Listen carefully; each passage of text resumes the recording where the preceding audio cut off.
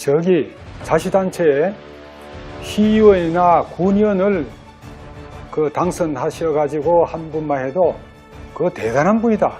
저는 항상 그렇게 말해왔습니다.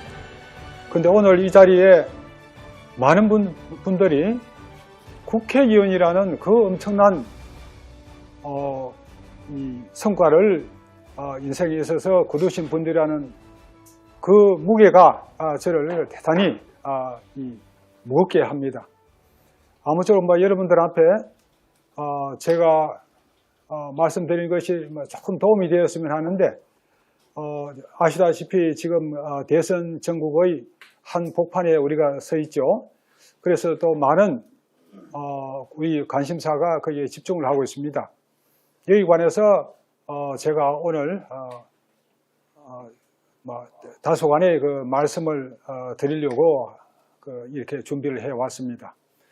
아무쪼록 여러분, 제가 이 너무나 대단하신 분들 앞에서 이 짧은 지식으로 어떻게 내가 감당을 할까 하는 그런 두려움이 앞섭니다만은, 그래도 가능하면은 제가 최선을 다해서 말씀을 올리려고 하겠습니다. 여기 제가 간단히 소개되시고 또 변정일 선배님이 말씀을 하셨습니다만은, 제가 여러 경력이 있습니다만은 그 중에서 제일 제가 소중하게 생각하는 것은 미국, 중국, 일본의 여러 대학에서 제가 장기 처리를 하면서 연구를 했다는 것입니다. 제가 지금 사실은 경주라는 저 시골에서 농사를 짓고 살고 있습니다. 그러나 제가 매일같이 아침 새벽에 일어나서 농사일을 하기 전에 또 잠자리 들기 전에 하는 일이 꼭 지난 몇십 년간 하루도 빠지지 않고 해온 일이 영어 방송을 청취하는 것입니다. 시청하는 것입니다. 그래서 제가 이 국제 정세에 관한 어쩌면은 신문사의 외신 기자 못지않게 좀 밝은 면이 있습니다. 그런 견지에서 제가 조금은 우리 사회를 분석하고 또 내다볼 수 있는 그런 안목이 좀 생기지 않았나 하는 그런 생각을 갖습니다. 제가 최근에 책을 공정사회를 향하여라는 책을 쓰고 그런데 그 책을 전면 개편해서 기득권을 넘은 공정세상, 여기서 제가 한국의 다음 대통령 선거가 어떻게 전개될 것인지에 관해서 분석한 여러 가지 논평을 제가 한 권의 책으로 모두었습니다. 여기서 이 책의 내용을 대충 살펴보는 것으로 오늘 주제인 지금 왜 윤석열인가 하는 그 주제에 대한 제 나름의 답변이 될 수 있을 것 같습니다. 먼저 이 책의 목차를 보자면은 이 문재인 정부를 실패하게 한 원인들, 여기 계신 분들하고 제가 조금 차이가 나는 점이, 제가 지난 박근혜 대통령 탄핵 정부에서 사실은 조금 역할을 했습니다. 그리고 문재인 정부 문재인 대통령 후보 중앙선대위에서 제가 위원장을 맡기도 했고, 또 거기에 최고의 띵크탱크인 민주통합포럼의 상임위원을 했습니다. 그런 제가 지금은 이 문재인 정부의 잘못된 점을 짚어보면서 우리가 새로운 시대로 나아가야 한다는 점을 역설을 하게 됐습니다. 이 문재인 정부를 실패하게 한 원인들이 무엇이냐, 또 이 문재인 정부 실패 여러 측면들을 우리가 간단하게 한번 훑어보겠습니다. 너무나 다 잘 아시겠지만은 제 나름으로 요약한 것을 한번 참고를 해주시면 되겠습니다. 이런 속에서 새로운 시대의 희망이 싹 텄다는 것을 말씀드리고 싶습니다. 그리고 구체적으로 새로운 정치의 시동이 우리 사회의 일각에서 점점 거기에서 그 시동이 걸려지고 그것이 점점 더 커지면서 어떠한 양상으로 전개되는지를 말씀드리고 싶습니다. 그런 정치의 그 와중에서 새로운 지도자가 우리 앞에 나타났다는 점을 강조를 드리고 싶습니다. 문재인 정부를 실패하게 한 원인, 그에 관해서는 뭐 대충 여러분 다 잘 아실 것입니다. 이 내노란불, 뉴욕 타임스에 그 용어가 실렸죠. 이 문재인 정부의 그 특성, 가장 뚜렷한 상징적인 특성을 우리가 말한다면은 내노란불의 어떤 위선, 그것이 심했죠. 그 최정점에 있는 것이 견해가 따라서 틀리겠습니다만은 저는 그 조국 사태가 아닌가 생각합니다. 기억하실는지 모르겠습니다만은 제가 그 조국 법무장관 후보자의 사퇴를 제일 먼저 주장을 했습니다. 그래서 그 조국 사퇴의 문을 열었습니다. 저는 지금도 제가 잘했다고 생각합니다. 만약에 그 조국 사태가 터지지 않았으면 지금쯤 조국 교수는 가장 유력한 대선 주자, 또 비교할 수 없는 대선 주자로서 거의 대통령 당선을 향해서 거의 마지막 피치를 올리고 있었을 겁니다. 다음으로 좀 무능했다. 여러 가지 그런 국정 전반에 걸쳐서 제대로 된 어떤 이끌어가는 측면이 없고 항상 대통령 뒤로 숨고 무엇을 어떤 현상을 문제가 생기면 타개에 나갈 것인지 그런 시원한 모습을 보여주지를 못했죠. 물론 지표상으로는 아주 좋은 점이 많죠. 여러 가지 어떤 무역이라든가 국민소득 증가이면 또 여러 가지 그런 훌륭한 지표에도 불구하고 어쩌면은 문재인 정부가 아니고 다른 정부가 들어섰더라면은 더 좋은 지표가 나타났을 것이 아닌가 하는 그런 우리가 추측도 해볼 수가 있지 않을까 싶습니다. 그리고 좀 못된 것이죠. 과다한 정치쇼. 임기 초반부터 말기까지 계속해서 정치쇼를 벌였죠. 정치쇼의 가장 현저한 예가 어떤 것이겠습니까? 제가 볼 때는 그때 우리나라가 2020년도에 백신 확보를 실패를 했습니다. 2020년도 한 3월 정도 돼서 이 코로나가 심상치 않다. 그래서 전 세계에서 백신 확보를 위해서 전쟁을 벌였습니다. 봄부터 여름에 걸쳐서 가을까지 우리는 거짓말같이 2020년 11월 30일까지 백신을 하나도 확보를 못했습니다. 그 자료를 제가 어떻게 서핑을 하다 보니까 웹 서핑을 하다 보니까 발견을 했어요. 그래서 최근에 나온 K 방역은 없다는 책에서 소개가 되고 그랬습니다만은 기가 막힌 일이었습니다. 방글라데시도 인도 일본은 말할 것도 없고 타이완 그런 가난한 나라들도 다 전 세계에서 전쟁을 하다시피 하면서 백신을 확보했는데 우리는 하나도 확보를 못했습니다. 그런데 얼마 후에 1월 달인가 우리 백신을 확보한 백신이 없는데 이 백신을 탈취할지 모른다 하면서 기동훈련을 벌이고 이것을 텔레비전으로 방영을 했습니다. 도대체 어떻게 이런 정치쇼를 벌일 수 있을까? 그 사람들의 뭐라고 할까요?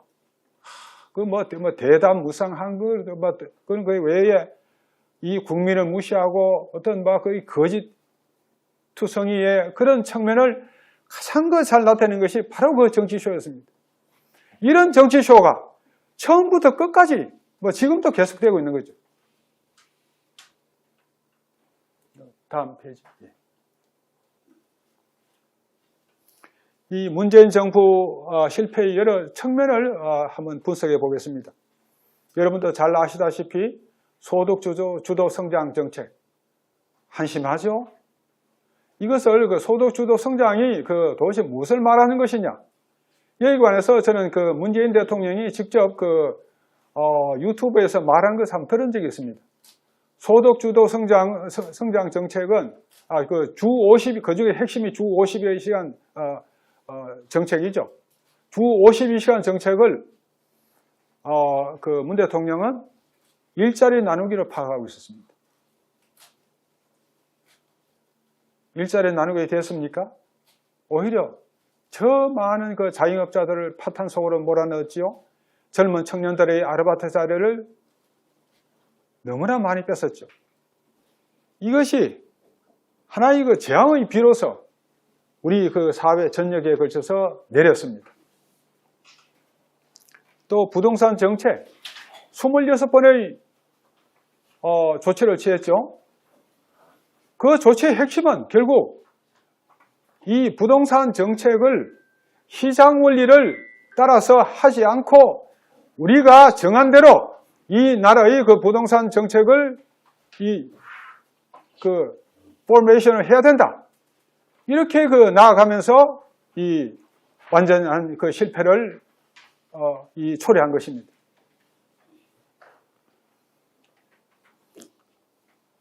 그리고 임기 내내 갈라치기를 해왔죠. 네 편, 내 편. 너 편은 나는 모르겠다. 내 편은 확실하게 챙겨야지. 그런 속에서 이 대깨문이 발효를 했죠. 이 사람들의 거칠고 어떤 면에서는 폭력적이고 잔인한 그런 행태들을 보면은 한국이 과연 지금 어느 방향으로 가고 있냐, 그런 점에 관해서 의문을 갖지 않을 수 없게 만들었습니다. 그리고 이 정부의 가장 대표적인 개혁 정책이라고 하는 검찰개혁, 언론개혁, 이것이 과연 개혁 작업이었냐, 여기에 관해서 냉정한 평가가 필요합니다. 검찰개혁은 결국 정권의 비리를 검찰이 수사를 못하게 막겠다는 것입니다. 그것이 핵심이고, 물론 검찰이 잘못한 점 많습니다. 그러나 이 정부의 검찰개혁은 그 검찰의 잘못을 고쳐가지고 이 국민을 위해서 진정으로 검찰이 제대로 역할을 할 수 있도록 만드는데 거기에 초점을 맞추지 않고 정권 비리의 수사를 회피하는 쪽에 초점을 맞추었다고 생각합니다.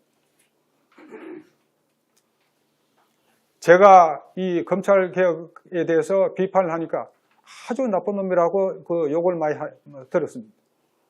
그런데 우스운 말입니다. 제가 군의주 이전거 시절에 판사로서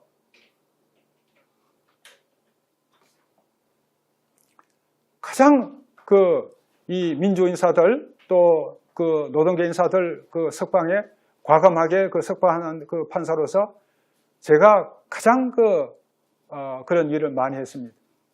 검찰에서는 저를 죽이려고 그랬습니다. 온갖 사생활까지 말하면서 저를 이제 고자 판사라고, 젊어가 전에 고자니까 저렇다고, 그리고 말을 서슴없이 하고 온갖 저를 박해를 하고 또 수모를 줬습니다. 이런 제가 왜 이 정부의 검찰개혁에 반대를 했겠냐? 그 검찰개혁은 잘못된 것입니다. 준비도 안 된 경찰 조직에 너무나 많은 권한을 밀어줘 버렸습니다. 이제 경찰공화국의 우려가 나타나고 있습니다. 지금 많은 힘없는 서민들이 경찰의 수사 과정에서 당하는 여러 가지 억울한 일들, 불편함들, 그게 자꾸 이제 커지고 있습니다. 결국 거기서 이제 그 하나의 큰 그 현상화로 나타난다 그러면은 도대체 문재인 정부의 검찰개혁은 무엇을 의미했느냐? 그 점이 좀 보다 뚜렷해지리라고 생각합니다. 다음으로 언론개혁. 제가 석사, 박사를 다 언론개혁, 언론법을 해서 헌법 중에 언론법을 했습니다. 제가 언론법에 관한 한 한국에서 전문가라고 할 수 있습니다. 또 저는 언론 자유의 가장 큰 신봉자입니다. 다른 분들은 못지않게 저는 언론 자유가 우리 이 민주사회에서 중요하다는 점을 강조를 하고 또 이때까지 그것을 이론적으로 뒷받침해 왔습니다. 아까 제 경력에서 저를 많은 분들이 판사, 변호사 그걸 한 것으로 기억을 하시는데 사실은 제가 교수를 한 20년을 해서 제가 교수 경력이 제일 많습니다. 이 정부의 언론개혁은 아까 검찰개혁이 정권 비리에 대한 수사를 못하게 막는 그 역할을 하는 것이었다면 좀 더 근본적으로 들어가서 정권에 대한 비판 자체를 못하겠다는 것입니다. 그 핵심은 공인에 대한 비판을 막겠다는 것이었습니다. 이것은 이 지구상의 문명사회가 지금까지 소중한 가치로서 이렇게 키워온 언론 자유의 이 기초를 붕괴시키겠다는 것입니다.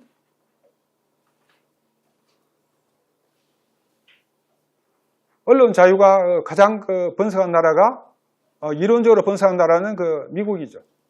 미국에서 1966년입니까? 뉴욕 타임스 사건이 일어났죠. 뉴욕 타임스 대 설리반 사건에서 이 판결의 핵심은 공인에 대한 비판은 거의 무제한으로 허용되어야 한다는 것입니다. 그 판결 이후에 50몇 년간 미국 사회에서 공인에 대한 비판을 했다고 해서 명예훼손 책임을 진 것은 딱 한 건 애매한 경우를 제외하고서는 전혀 없습니다. 이런 이 문명사회의 쌓아올린 이 금자탑을 이 문재인 정부는 무너뜨리면서 이 자기들에 대한 정권 비판을 못하게 하려고 했던 것입니다. 만약에 이 언론 개혁이 완성이 됐다 그러면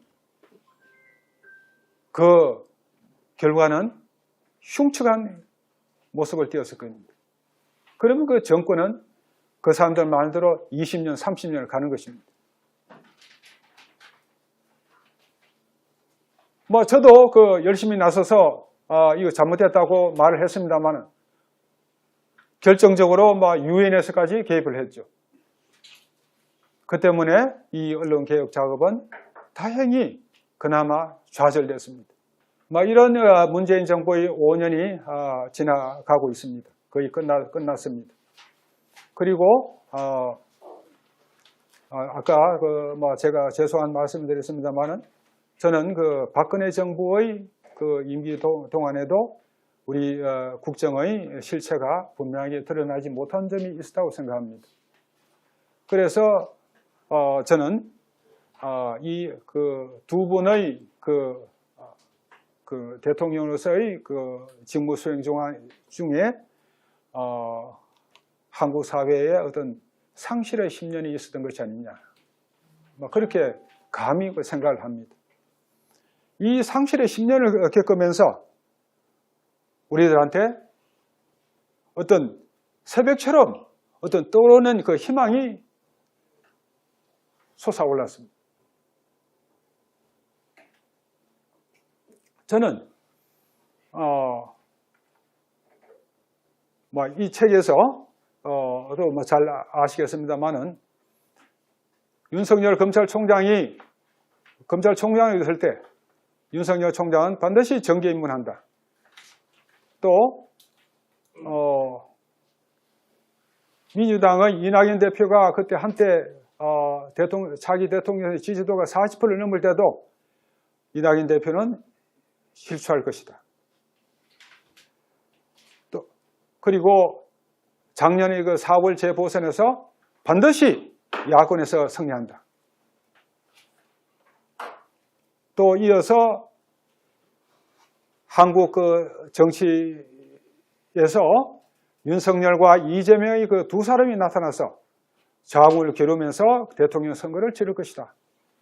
이것을 그 정확히 그 예측을 했습니다. 어떻게 그 예측을 했느냐? 그래 말씀할 수가 있겠습니다만 용케 맞았겠죠.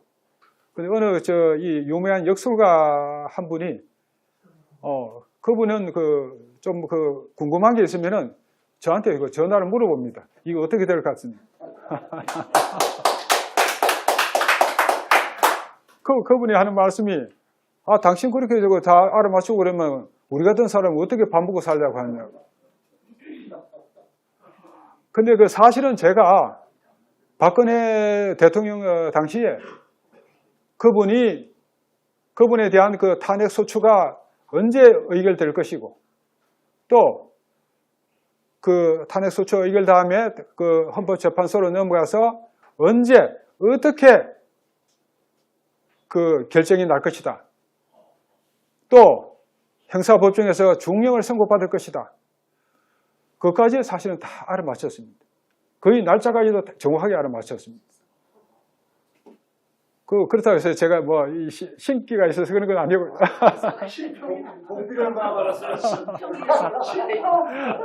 그런데 제가 지금도 제가 이상하게 생각하는 것이 이 기사를 보다 보니까 박근혜 전 대통령께서 끝까지 헌법재판소의 탄핵 결정이 나지 않을 것이라고 믿었다는 그거는 참 가슴 아픈 일이죠. 청와대에 그렇게 사람이 없었습니까? 참 희한한 일이죠. 근데 제가 한 가지 꼭 알아맞추지 못한 점이 있습니다. 저는 박근혜 대통령이 형사법정에서 중형을 선고받지만은 얼마 안 있어서 석방될 것이라고 예측을 했습니다. 그런데 이렇게 오랫동안 잡아두리라고는 감히 예측을 못했습니다. 너무 심한 일이죠. 또 제가 어제 올린 글에서 저는 이제 이명박 전 대통령도 사면하시라고 문재인 대통령께 드리는 충언이라는 글을 하나 썼습니다. 그 중에서 이명박 전 대통령을 이제는 사면하시라고. 그래야 안 되겠습니까? 너무 깊은 내막은 잘 모르겠습니다만은 너무 심한 처사가 아닌가 그렇게 생각을 합니다.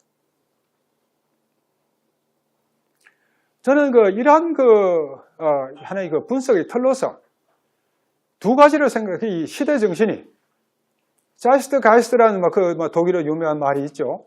시대 정신. 이 시대 정신에 따라서 우리가 나아가는 방향이 정해지는 것입니다. 이 국민 여러분들께서는 다 각자 나름의 소신을 가지고 또 다양한 의견을 주장하십니다만은 그러나 대체적인 방향은 강물이 이제 나중에 형성되듯이 그 강물을 우리가 볼 수 있어야 된다고 생각합니다. 이러한 면에서 저는 두 가지의 시대 정신을 생각했습니다. 첫째로 문재인 대통령은 성격적으로 지도자형이 아닙니다.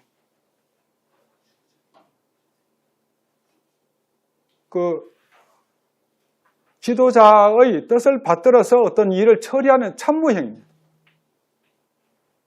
또 박근혜 전 대통령께서도 좀 유감스러운 일이지만 그렇게 확실한 지도자형은 아니었습니다. 그 전에 이명박 대통령 그런 분은 지도자형이었습니다. 지도자가 아닌 분이 지도자가 되어서 또 더구나 이 국정의 전체 책임을 지는 지도자로서의 대통령으로서의 역할을 하시려고 할 때는 분명히 그것이 무리가 있습니다. 이런 속에서 이 지난 5년간 국정이 난백상을 이루어왔던 것입니다. 이 시대정신 하나이다. 또 하나의 더 제가 시대정신을 꼽은 것은 이제 한국에서는 운동권 세력이 축출되고 그 세력에 대신할 수 있는 새로운 지도 세력이 나타날 것이다. 그 세력에서 대통령을 당선시킬 것이다. 저는 이렇게 예측을 하면서 이 구체적인 사항들에 관해서 용케 제가 알아맞혀 왔습니다.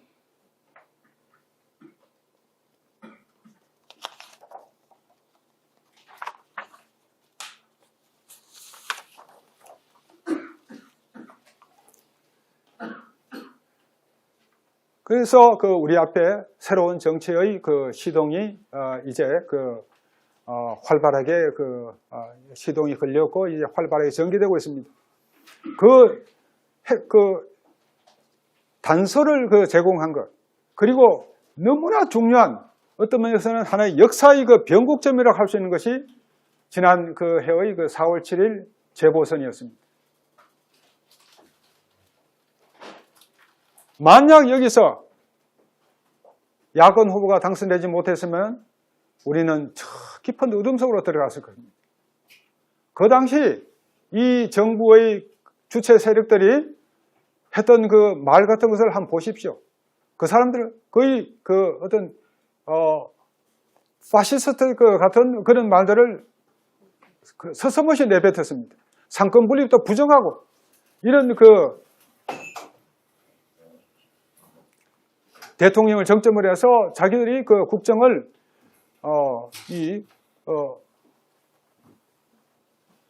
임의대로 해도 된다는 그런 자신감에 넘쳐 있었습니다.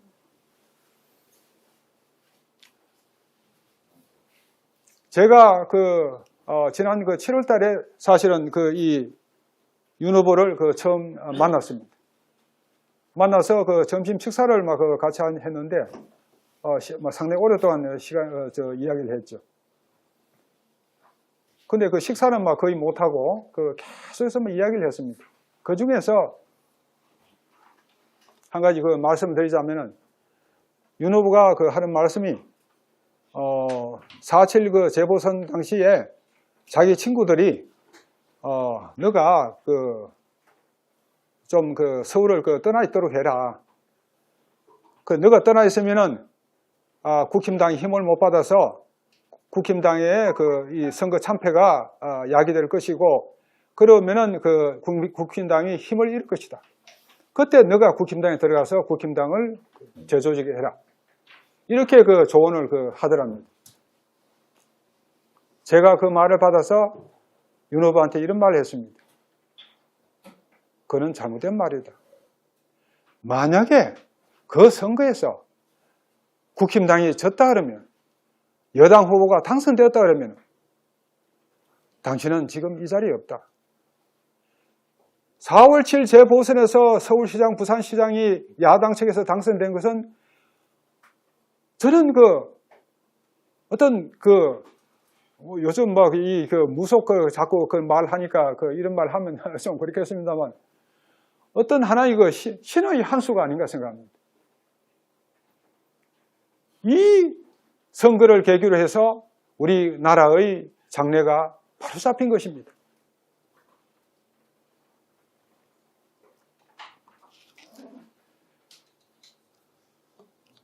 어, 4월 7일 재보선이 없었다 그러면은 2020년도 연말쯤 가서 여권에서 언론개혁을 터뜨렸죠. 그래서 막 작업을 하다가 재보선 그걸 계기로 해서 잠깐 멈췄습니다. 그러다가 재보선 패배를 계기로 재보선 패배가 되니까 그 언론개혁을 조금 미루었죠. 그러면서도 그 사람들이 다시 여름에 가서 8월 달에 가서 이 언론개혁을 계속 이제 그들 눈치 안 보고 밀어붙였습니다. 만약에 그 4월 7일 그 재보선의 참패가 없었더라면 언론개혁도 바로 되었을 것입니다. 그리고 제가 이거는 이제 순전히 이 팩트 체크를 해볼 수 없는 그런 사실입니다만은 저는 이제 그 당시에 그렇게 예측을 했습니다. 만약 여권에서 선거에 이긴다 그러면은 이 막강한 180석의 국회의원이 가지는 그 엄청난 힘을 합해가지고 윤석열과 이재명 양자를 제거할 것이다. 과거의 쿠데타가 총칼을 가지고 했다 그러면 지금은 그거와는 좀 다른 방법으로 이 압도적인 여론의 압력을 조성해서 그 압박에 의해서 이 국민의 국정 선택권 최종적인 주권자로서 가지는 그 국민의 권한을 박탈하는 그런 면에서 이것도 역시 하나의 쿠데타다. 연성 쿠데타라고 우리가 할 수 있을 것이다. 이런 제가 예측을 감히 했습니다.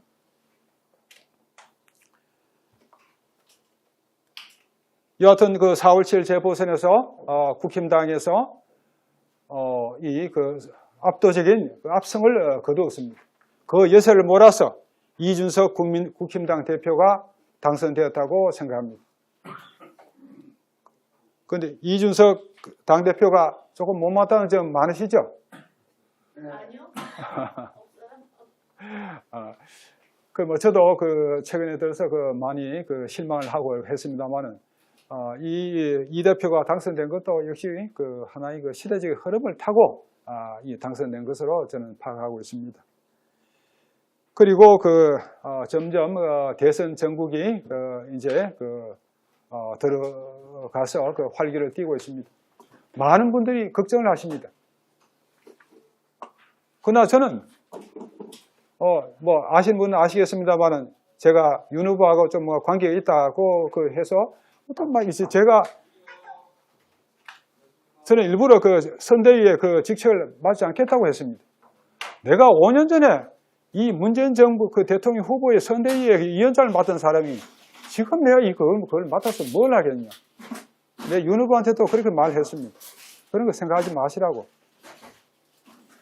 그럼에도 불구하고 제가 특별한 관계가 되느냐 잘못 생각하셔가지고 온갖 문자를 보내시고 하고 하는 그런 분들이 많습니다. 그래 아주 제가 번거롭게 생각을 합니다만은 저도 그런 중에 많은 분들이 대통령 선거의 결과에 대해서 걱정하시고 또 이 나라의 장래에 대한 고민을 많이 하시는 걸 잘 알고 있습니다. 그러나 저 자신은 마음이 고요합니다. 이미 이 선거는 대세가 기울었습니다. 그렇게 걱정하실 거 없습니다. 아주 특별한 사유가 발생하지 않는 한 제20대 대통령은 윤석열 대통령입니다.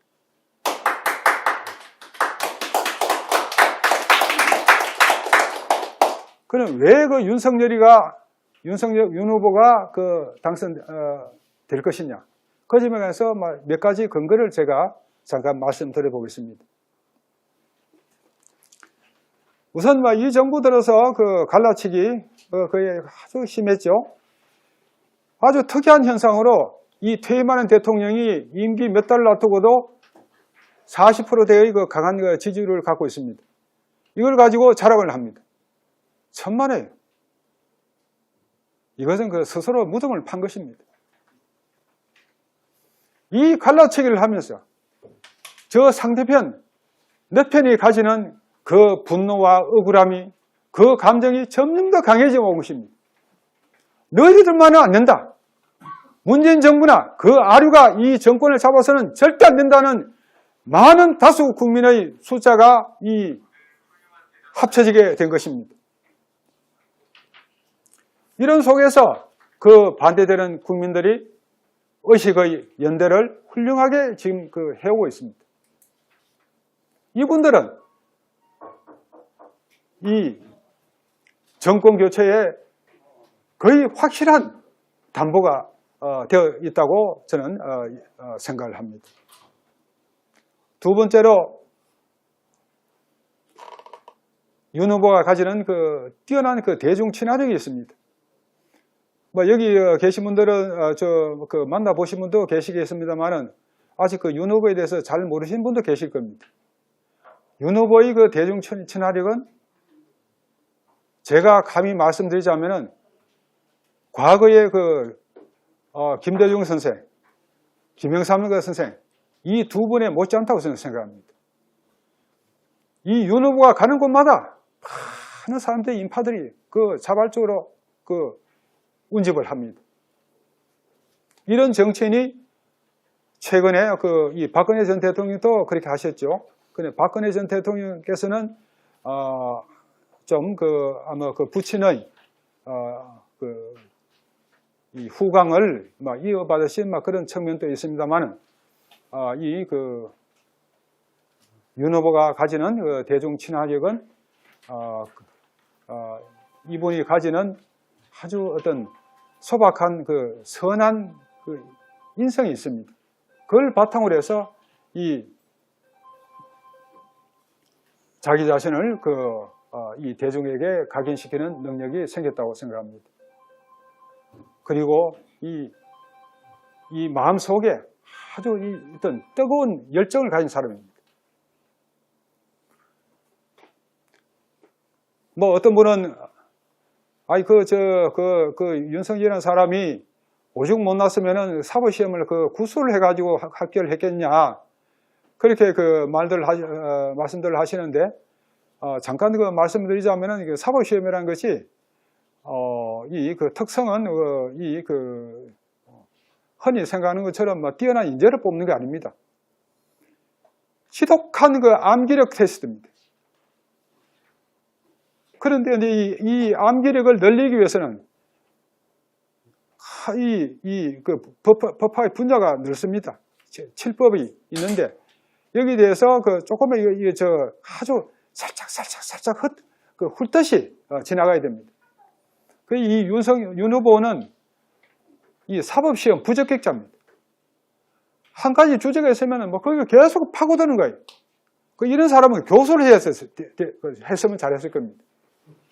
맞지 않는 사법시험 공부를 하다 보니까 또 거기다가 친구 좋아하지, 술 좋아하지, 또 놀기 좋아하지, 그러다 보니까 그렇게 이 사법시험에 계속 실패를 했습니다만은, 이 윤 후보가 어떤 이 하나의 분야에 관심을 가지고 파고드는 그런 분야에서는 상당히 식견이 높습니다. 저하고 처음 만났어도 저는 아까 말씀드렸습니다만 20년간 교수한 사람 아닙니까? 계속 연구생활을 안 했습니까? 그렇게 제가 연구생활을 하고 또 제가 지난 몇십 년간을 하루도 빠짐없이 외신을 다 체크하면서 살아온 사람입니다. 저하고 대화를 해도 윤 후보가 조금 더 밀리지 않았습니다. 또 세 번째로 들자면 지금 윤 후보에 대해서 온갖 또 윤 후보나 부인이나 장모에 대해서 온갖 이 한나라의 수사력을 전체 동원하다시피 해서 이 흠집을 잡으려고 하고 있죠. 그러다 보니까 또 이렇게 몇 가지가 걸리고 그러면서 참 야속하게도 국힘당 내부에서 어떤 사람은 저렇게 흠집 많은 후보를 우리가 어떻게 계속 지지할 수 있느냐 그런 말까지 하는데 솔직히 말씀드리면은 견디는 사람이 누가 있습니까? 지금 이재명 후보 한번 그런 식으로 한번 밀어보십시오. 어떤 일이 나겠습니까?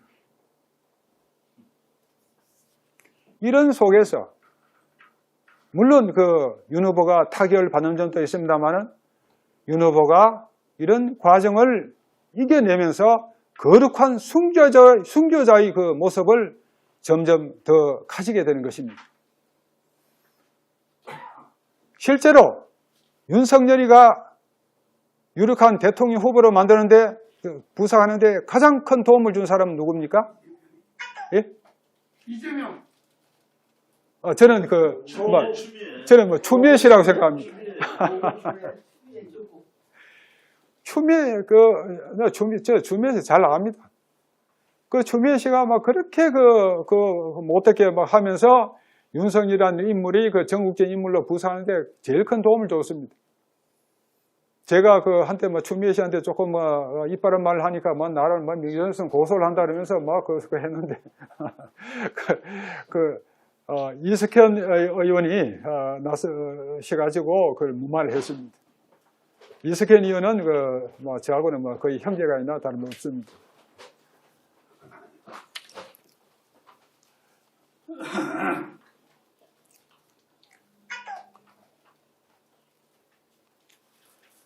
그래서 어떻든 제20대 대통령으로서 새로운 지도자가 탄생할 것입니다. 제가 최근에 마이클 샌델이나 몇 가지 책을 읽다 보니까 그 책에서 미국 사회가 언제 새로운 국면을 맞아서 번영의 시기를 구가할 것이냐, 거기에 관해서 분석을 하기를 2028년도에 그런 때가 다시 올 것이다, 그렇게 예측을 하는 걸 봤습니다. 저는 감히 예측을 한다 그러면은 이번에 대통령 선거를 거쳐서 당선되는 지도자가 바로 우리에게 새로운 시대를 열어줄 것으로 생각을 합니다. 새로운 지도자가 과연 어떤 일을 해야 될 것이냐. 저는 윤석열 후보가 대통령이 되면은 두 가지를 큰 틀에 봐서 이런 대통령이 되어서 줬으면 좋겠다고 생각하는 그런 큰 틀에 제가 말씀을 드리자면은 통합과 개혁의 대통령이 줬으면 좋겠습니다. 통합을 하고 지금 갈기 찢긴 이 민심을 통합을 하고 그 다음에 우리를 새로운 시대의 장으로 이끌어갈 수 있는 개혁적인 조치를 취해야 된다고 생각합니다.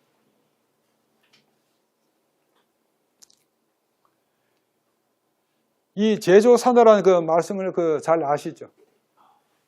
임진왜란으로 조선의 국토가 완전히 황폐되었습니다. 전쟁은 계속되고 있고 나라의 방향이 어떻게 될지 알 수 없는 상황에서 이순신 장군이 제조산하의 글씨를 써서 유성룡, 그때 마침 찾아온 유성룡 선생에게 주었습니다. 산하를 다시 만들자. 그래서 이 백성이 편히 살 수 있는 그런 나라를 만들어야 될 것이 아니냐. 그분의 피눈물이 이 말 속에 들어가 있습니다. 지금의 우리도 이 제조산업에 버금가는 국가 대개조의 작업을 거쳐야 한다고 생각합니다. 한국은 여러 가지 특성으로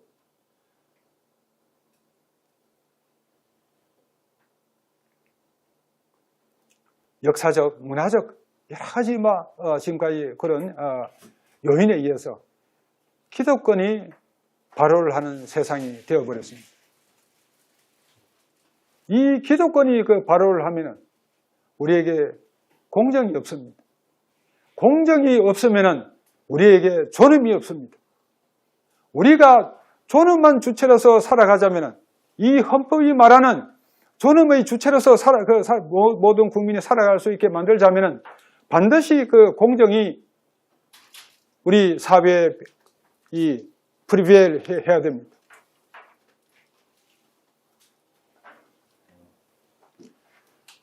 이 국가 대개조의 작업을 앞으로 윤석열 후보가 대통령이 되어서 해나갔으면 합니다만은 그 중에서 대통령 초기에 그 국가 예산의 뒷받침이 없어도 바로 시행할 수 있는 그 조치로 제가 3가지를 들어봤습니다.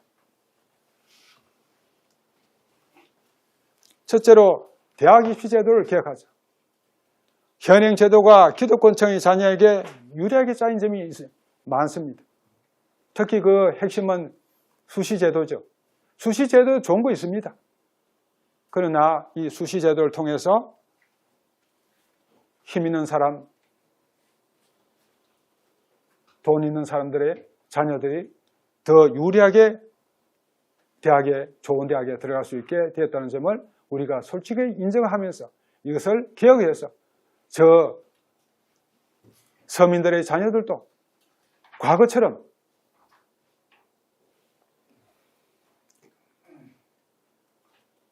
그 개천에서 용이 날 수 있도록 그렇게 우리가 이 사회 구조를 한번 짜보자는 것입니다. 이러한 이 국가 대개조의 우리가 바탕이 될 것을 우리가 어떻게 찾을 수 있을 것이냐? 그렇게 어렵지 않다고 생각합니다. 저는 2가지의 예를 들었습니다. 첫째, 이승만 정부에서 행한 농지개혁. 2번째, 박정희 정부에서 행한 전국민 의료보험 제도의 기초. 이 2가지를 우리가 다시 이 시대에 불러 소환해서 그에 버금가는 이 개혁의 조치들을 우리가 구상을 한다 그러면 쉽게 구체적인 조치들이 우리가 답이 나올 것이라고 생각합니다. 그 중에 하나로서 이 3가지는 제가 말씀드린 3가지는 정부 예산의 뒷받침 없이도 신임 대통령이 국정의 초기에 바로 시행할 수 있는 것만 말씀드린 것입니다. 대학 입시 제도를 개혁하고 다음에 공무원 특채 제도를 개혁하자. 지금 공무원 특채가 너무 많아졌습니다. 이 공무원 특채를 통해서 누가 들어갑니까? 그런 면도 있겠고.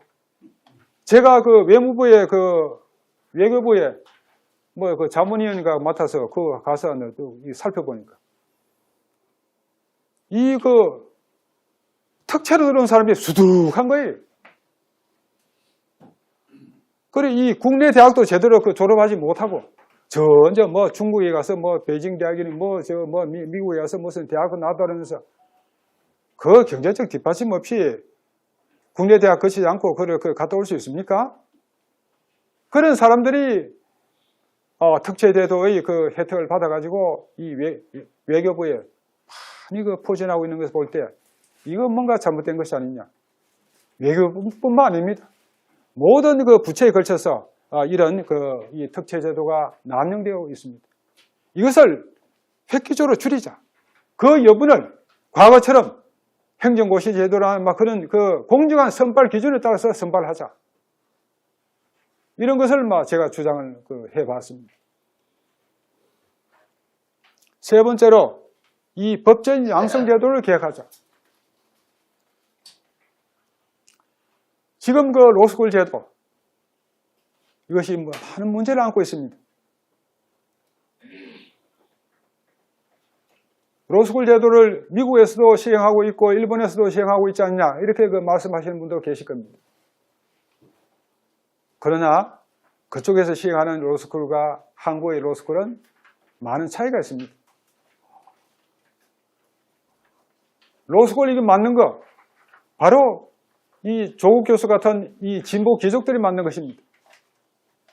이걸 통해서 진보 귀족들은 자신에게도 좋고 또 자기 자식들한테도 이 제도야말로 더할 나위 없이 좋은 제도입니다.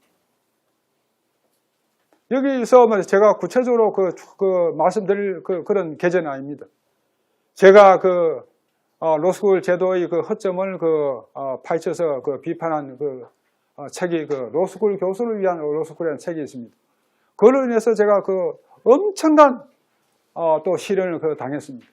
결국 그걸로 해서 제가 대학에서 쫓겨난 것입니다.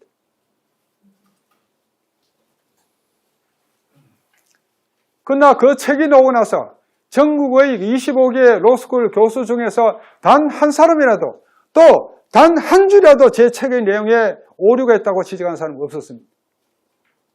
그 책의 내용은 다 맞는 것입니다. 오직 저한테 돌아온 것은 이신비방, 그 모욕적인 그런 그밖에 없었습니다.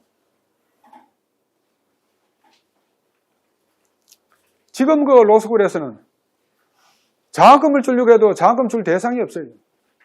전부 구분이에요. 서민들 이 자제들은 로스쿨에 들어가서 법조인이 되겠다는 그 꿈을 이미 포기를 해야 됩니다. 물론 특례폐학이라고 있습니다.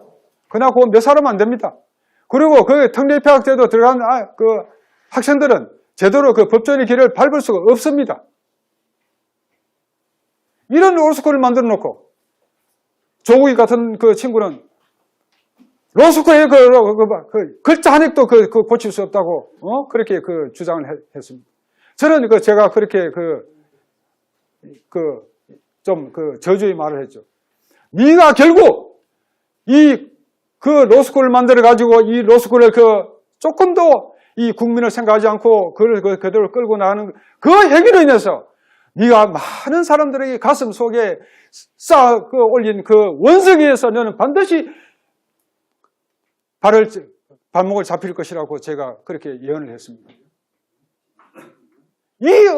이 엉터리 제도를 그대로 놔두고 지금까지 계속 유지를 하고 있습니다. 우리 현실에 맞는 제도를, 그렇다고 해서 사법시험 제도가 좋은 거 아닙니다.